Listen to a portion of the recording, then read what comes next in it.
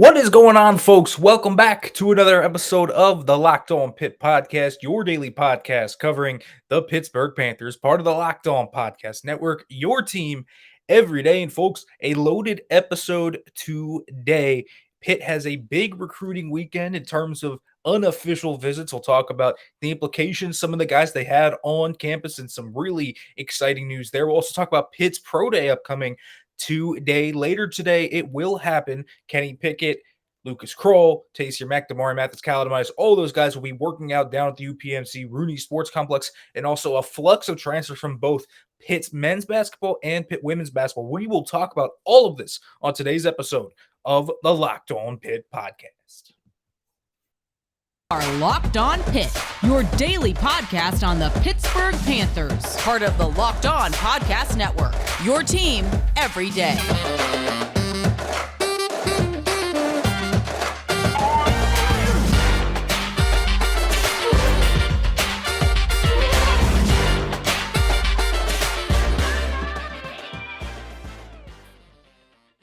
Welcome back to the Locked On Pitt podcast, folks. As always, I am your host, Nick Farabuagh, and as always, thank you for making the Locked On Pitt podcast your first listen every day. If you are watching this on YouTube, make sure to like, comment, subscribe, turn on the notification bell, to all that great stuff. If you are listening to this, make sure to leave a review, give feedback, and not make this show as good as possible without hearing from you guys.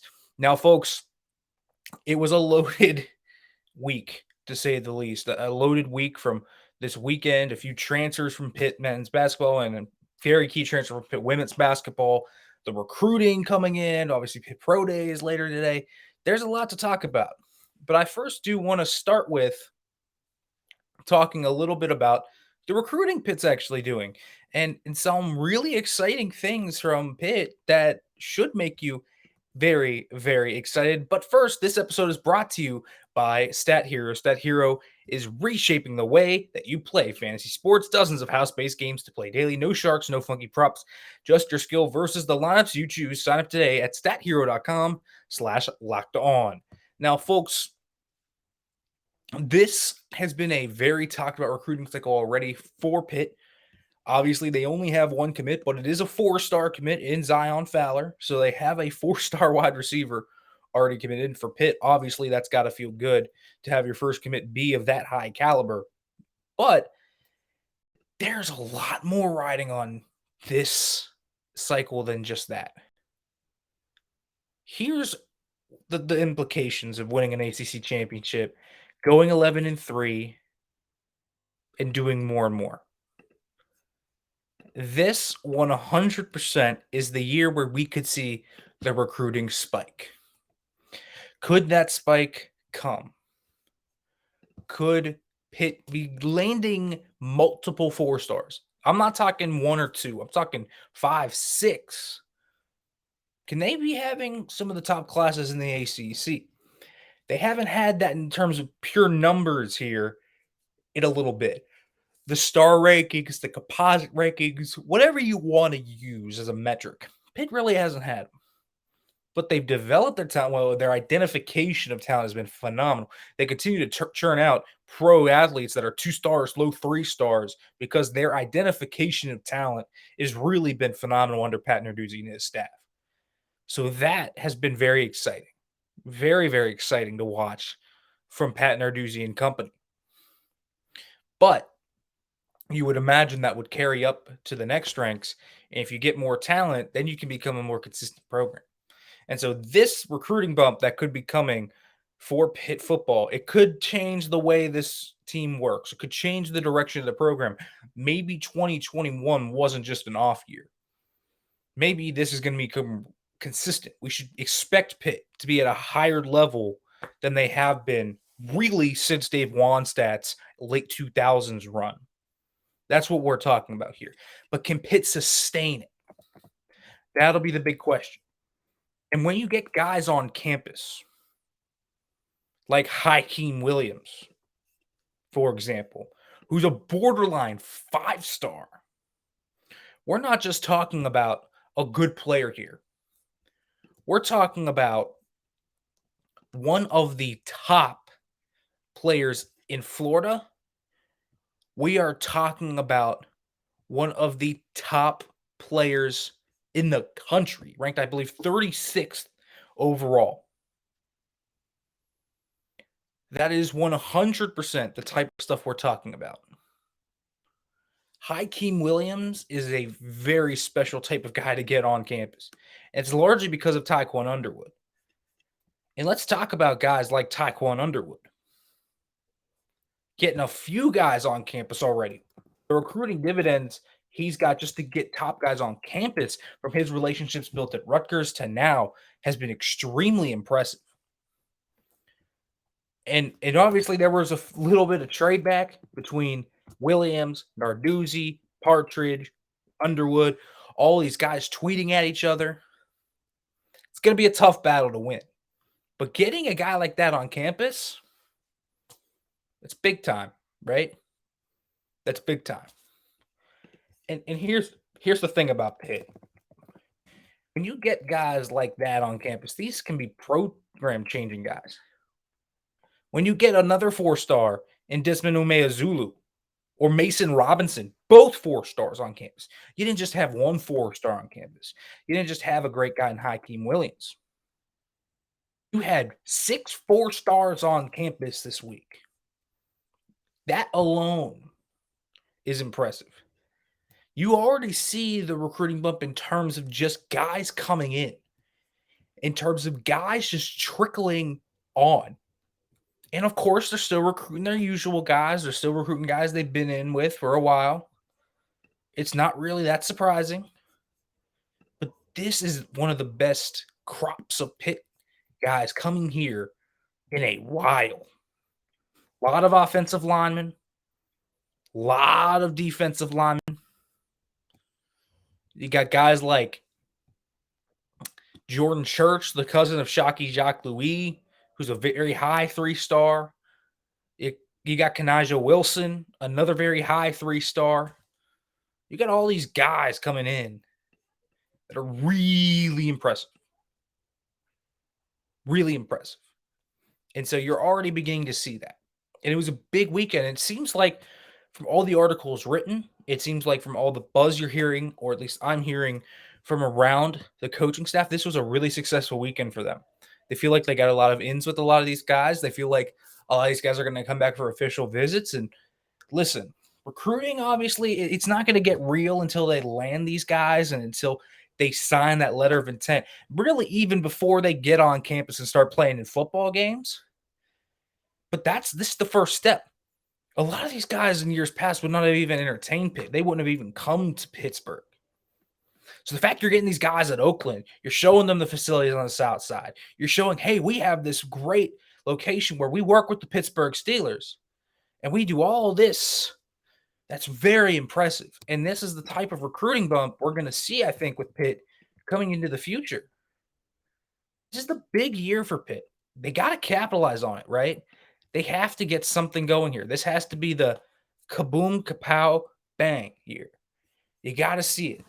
This has to be the recruiting breakthrough. You think it's a really good staff of recruiters. Charlie Partridge has obviously been great. Taekwon Underwood seems to be really good. Pat Narduzzi himself is a really good recruiter. You see guys like Corey Sanders and Archie Collins get after it. Tim Salem's pretty underrated. It's a good staff.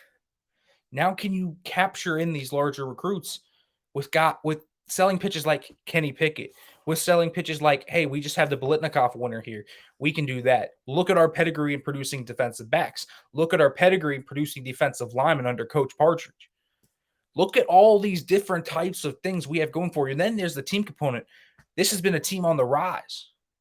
They produce consistent NFL talent. You work with the Pittsburgh Steelers. You get to go every day around all these different professionals from the Pittsburgh area. Even if it's not an Aaron Donald situation, obviously you have Aaron Donald there as well, but guys come through all the time. Jordan Whitehead will come through. Tyler Boyd will come through. James Conner will come through. All these guys come back to the Pittsburgh area, and where do they work out? They work out there. They're Pitt alums, so they come and work out at the Pitt's facility. So, of course, it's important there. You so many recruiting pitches, and then you have the ACC championship on top of it, and you have the program culture. And so this is going to be the year. And to get guys like that on your campus and seemingly come away with glowing reports, it's huge. And you got to feel good about it if you're Pitt right now. There's more coming from where that came from. You're going to get official visits starting to creep in here pretty soon next month. They'll get a few official visits. They'll see if they can get some June commitments, maybe even some commitments over the next month or so, and it'll be big. And if Pitt can start creeping up this ladder in terms of the star rankings and in terms of the bigger prospects, maybe they can sustain the success more than just this year. But it's going to be contingent upon this more so than anything. Because last year they had the quarterback, the star quarterback, and Pickett was the engine. Obviously, it was a very good roster around him, but without the star quarterback, it's not going to happen. So we'll see. Can they get the quarterback too? Everything's going to work out. But if you see the recruiting up this year, and you should expect to, we'll see how it turns out as a program. However, for folks, I want to now switch over to Pro Day, what we should look for, bigger things to look for in terms of what Kenny Pickett can do, what Damari Mathis can do, other guys that were not at the combine, what they can do, and who can improve their stock here on Monday. But first, folks, let me let you know about Stat Hero, because anytime you take St. Peter's and now your bracket's busted, yeah, mine's is too. So look, you can look good, but I still have some cash from my Stat Hero pickup. If you haven't checked out this new platform, you are really, really missing out. Stat Hero's NCAA single game pick'ems pit the star players against each other in an amazing hybrid between fantasy and sports gambling. Take control back from those handicappers that always seem to take the advantage. Start focusing on the players you know best with the gameplay that doesn't rely on big spreads, long odds, or funky props. Stat Hero gives you the advantage, resulting in their gamers winning 4 times more often. Why? Because Stat Hero eliminates the mystery about who or what you are going up against. In addition to their pick'em games, they have dozens of lineups you can comb through to take on head to head. They simply post sets of players for you to take on with a set of players you choose. Stat Hero is the easiest and fastest way to get your sports action fix. This is what daily fantasy was meant to be. Sign up for free right now at stathero.com/lockedon and use the promo code LOCKEDON for a 100% deposit match. That's stathero.com/lockedon. Use promo code LOCKEDON for a 100% match. Stathero.com/lockedon, promo code LOCKEDON. Terms and conditions apply. Folks, it's getting to the time of year where March Madness is in full swing and Easter is around the corner. Do you want a special Easter gift, or do you want to enjoy March Madness in the right way? I have you with Built Bar. Built Bar is the best tasting protein bar while also having all the health benefits you need. Have you tried the Puffs? Because if you haven't, you're missing out on one of Built Bar's best tasting bars. Puffs are the first ever protein infused marshmallow. They're fluffy, they're marshmallowy. They're not just a protein bar, they're a treat. And they're covered in 100% real chocolate. Again, all Built Bars are covered in 100% real chocolate, Puffs included. It's low calorie, high in protein, low in sugar, low in carbs. You get all the benefits of an actual protein bar while also getting the taste of a candy bar. So go to built.com, use the promo code LOCK15 and get 15% off your order. Use the promo code LOCK15 for 15% off at built.com. All right, folks, welcome back to the Locked On Pitt podcast as we are continuing to talk here a little bit about Pitt football and Pro Day coming up today down on the south side, as Pitt will welcome NFL scouts, and plenty of them, obviously, with Kenny Pickett headlining their class. Not a lush class, if you will, for Pitt, at least not the lushest they've ever had. They're going to have probably a bigger overall class next year, and that should be especially expected with all the talent they have. But Pitt this year has plenty of top end talent. When you have guys like Pickett, when you have guys like Damari Mathis, who continues to rise up boards, there's going to be a lot of teams that are going to trickle in to watch here. And you can expect a lot of GMs to come. I would expect Matt Rule and Scott Fitterer. Expect Mike Tomlin and Kevin Colbert for the Steelers.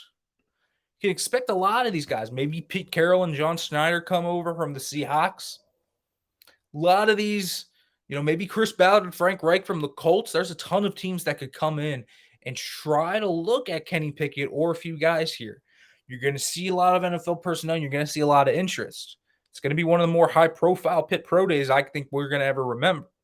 So lots of guys going to be here, lots of key NFL personnel, and it's going to be a showcase.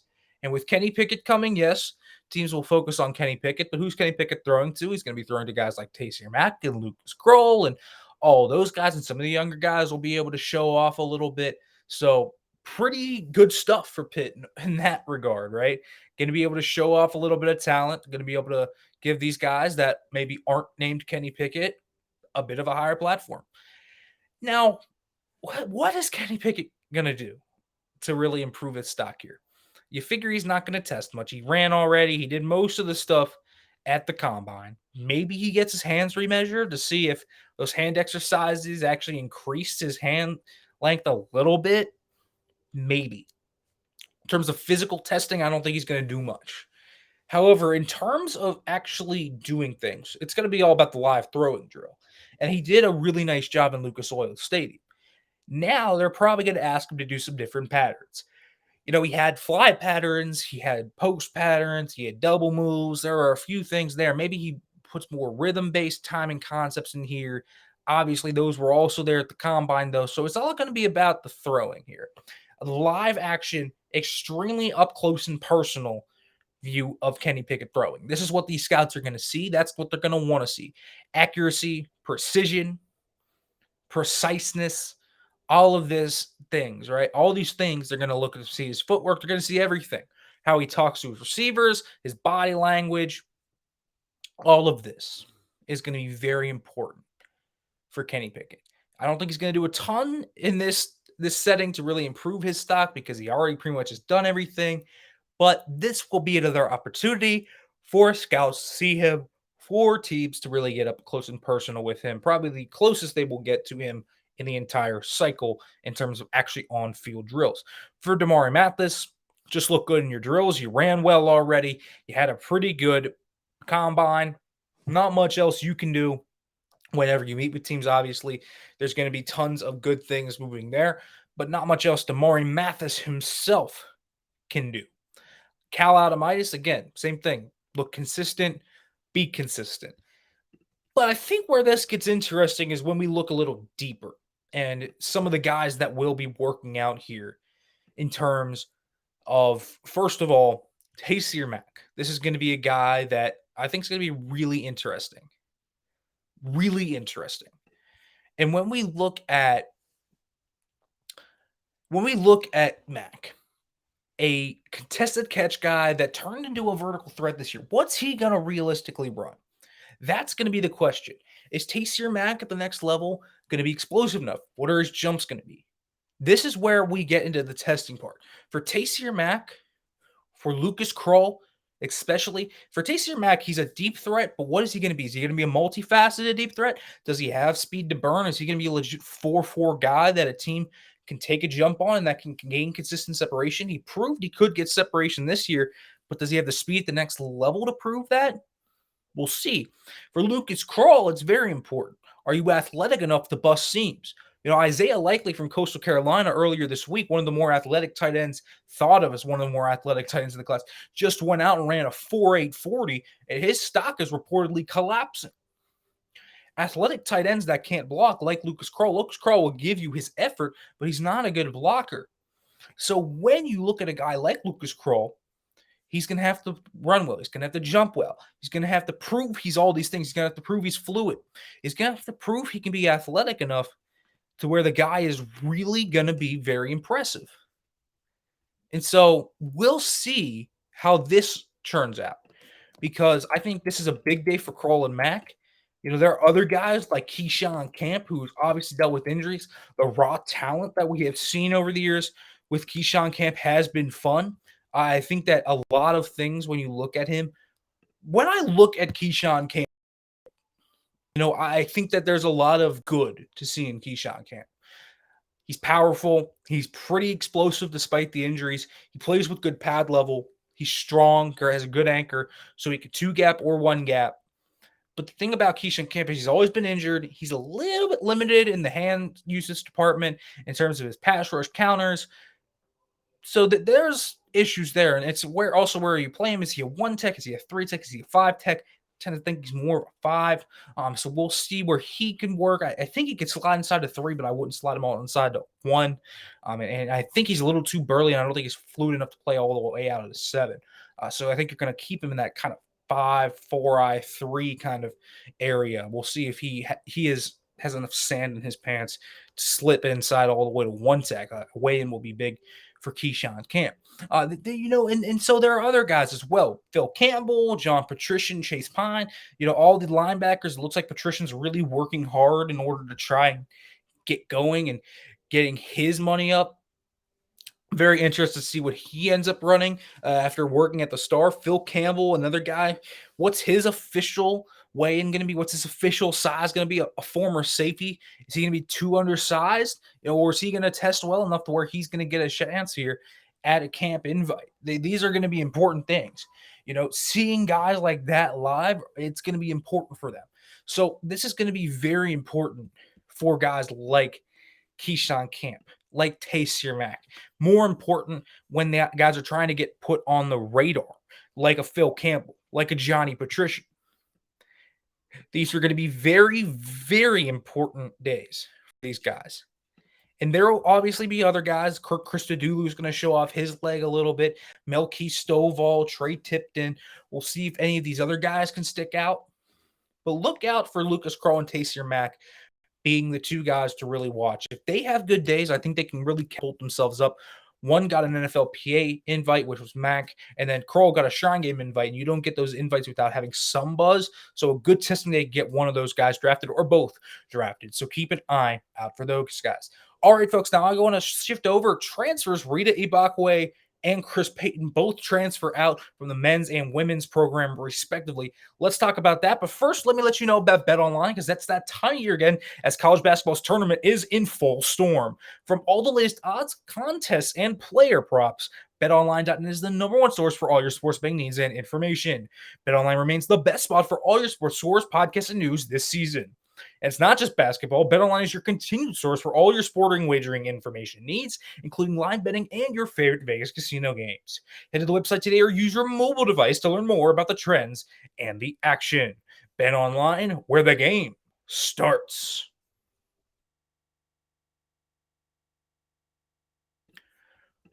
What is going on, folks? Welcome back to the Locked On Pitt podcast. We're continuing to talk here a little bit about basketball this time, as there were 2 key transfers that happened over the weekend. Most importantly, Rita Ibakwe transferring from the women's basketball program. This one is very significant for Lance White and company. Obviously lost Jayla Everett after she was essentially dismissed from the program and kicked off the team for numerous reasons. But more importantly, this is a little bit surprising. First of all, this was kind of Pitt's identity at the end of the year, right? If you actually looked up at what Pitt women's basketball did, what they put their hat on and said, yes, this is what we do. This is exactly why we're good. This is exactly why we're tough to beat. It was because of their post game. And Rita Ibakwe was their only consistent big in terms of actually being a true center. He was their only guy. And so this is tough. This is really tough. Because when you put Rita Ibakwe out of that lineup, you don't get the consistent rebounding. You don't get consistent ability to put back and put in. You have to put all the onus on smaller players like Amber Brown, and good. Listen, she's a fighter. She gets a lot of gritty rebounds. Liatsu King, I like Liatsu King. I really do. I think she's going to be a really good player. She's developing a mid-range jumper as well. I think she's going to be very dangerous next year. But you don't have a true 5 now. And that's going to change a lot of things. Even if you have that true point guard, and maybe that's Sandrine Klusker, or maybe that's going to be her and a transfer, you get the guards that are slashers, and you get the spacing now. You need a dominant force down in the paint now. Is it going to be King? It could be. But someone to really work off her at that 5 spot where you already lost Mary Dunn, and now the top option on the roster is probably Tracy Houston. Now, Houston, I thought showed good things.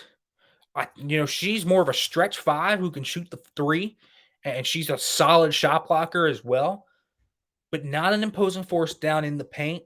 A decent rebounder, but not great rebounder. Has a little bit of balance issues down low. So she's a good backup ACC big. Cynthia Zaza, the kind of defensive type. Good feet, overall pretty bouncy. She's a good rebounder. She's a really good defender. Doesn't offer much in terms of the offensive end, though, outside of offensive rebounds. So you're going to need an offensive force here. Rita was both, and that was the thing. Rita was both. So losing her, you lose her veteran presence. You lose her veteran leadership, and then you also lose her ability to download. That's going to be big, and that's why when you're starting to develop an identity of rebounding and putbacks and good post play, and one of the best post players on your team, maybe the best post player, including one that had really taken leaps this year. I thought Reedy Bockway looked really good. She looked quicker. She had better handles. She was converting her close twos a lot better. The putbacks were all there. Her second chance points were through the roof. She looked a lot better even against good ACC bigs. So losing her is a real bummer for this team. It really is. And so we'll see how you can rebound this if you are Lance White. It's not going to be an easy one. That is for sure. Now, when you look at Chris Payton transferring from the men's basketball program, a guy that was athletic, a guy tons of bounce. And by tons, I mean, good Lord, when you watch this guy fly through the air, it looked like he was floating at times.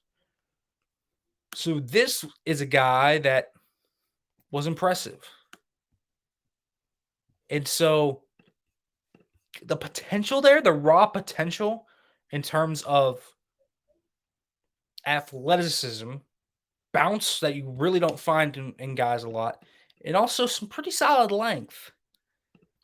A little bit of a bummer in terms of the upside option. This was a really bad team this year.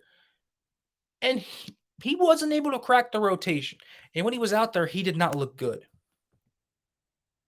And that is something to be important of as well, to be cognizant of. So here's the thing. And here's the bigger thing when you look at Chris Payton overall.